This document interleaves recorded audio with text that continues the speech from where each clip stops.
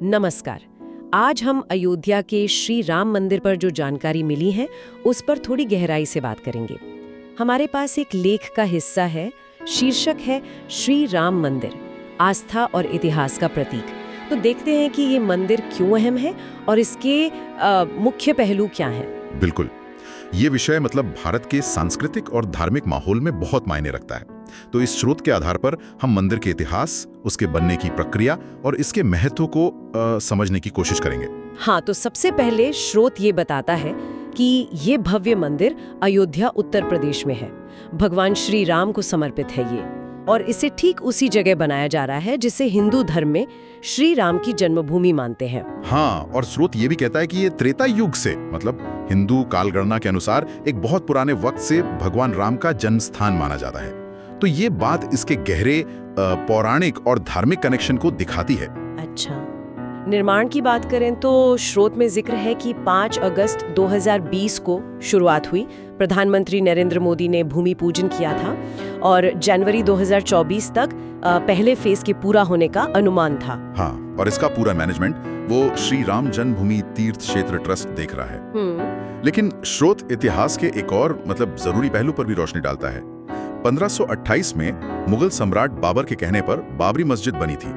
ऐसा माना जाता है कि वो राम जन्मभूमि पर ही थी। अच्छा, वही वजह थी फिर इतने सालों के राम जन्मभूमि बाबरी मस्जिद विवाद की। बिल्कुल, दशकों तक ये विवाद चला। और फिर आया 9 नवंबर 2019 का सुप्रीम कोर्ट का वो ऐतिहासिक फैसला, जैसा स्रोत में बताया गया है। फैसले ने कहा कि विवादित जमीन पर राम मंदिर बनेगा। हाँ, और मुस्लिम पक्ष को अयोध्या में ही कहीं और 5 एकड़ जमीन दी जाएगी मस्जिद बनाने के लिए। सही। वैसे ये जानना भी दिलचस्प है कि स्रोत मंदिर के आर्किटेक्चर के बारे में भी बताता है। ये पारंपरिक नागर शैली में बना है। नागर शैली, ये उत्तर भारत की मंदिरों वाली शैली है ना? हाँ बिल्कुल, वही शैली। और इसकी ऊंचाई करीब 161 फीट है और लंबाई चौड़ाई भी काफी है, लगभग 350 फीट लंबा और 235 फीट चौड़ा। अरे वाह, काफी बड़ा है। और अंदर से कैसा है? स्रोत कुछ बताता है? हाँ, बताता है। इसमें 392 पत्थर के खंबे हैं जिन पर सुंदर नक्काशी है। 392? जी। और 5 मुख्य मंडप हैं, हॉल जैसे।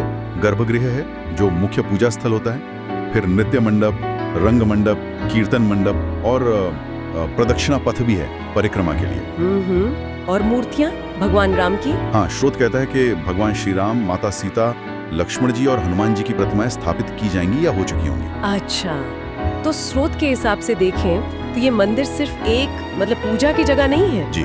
इसे भारत की सांस्कृतिक, आध्यात्मिक और ऐतिहासिक पहचान का प्रतीक माना जा रहा है। हाँ, और इसे हिंदुओं की आस्था, उनके लंबे संघर्ष और एक तरह से उनकी एकता की मिसाल के तौर पर भी देखा जा रहा है। बिल्कुल सही।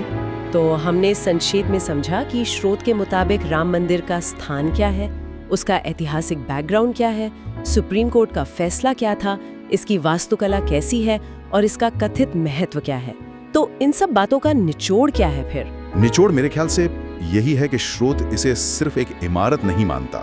ये आस्था और इतिहास का एक संगम है जिसका प्रतीकात्मक बहुत गहरा है। और इसका इतना लंबा और कहना चाहिए जटिल इतिहास रहा है। तो ये सोचने वाली बात है कि आने वाली पीढ़ियों के लिए ये संरचना, ये मंदिर आस्था, पहचान और साथ रहने को लेकर क्या स्थायी सबक दे सकता है। हाँ, ये एक अहम सवाल है जिस पर विचार किया जा सकता है।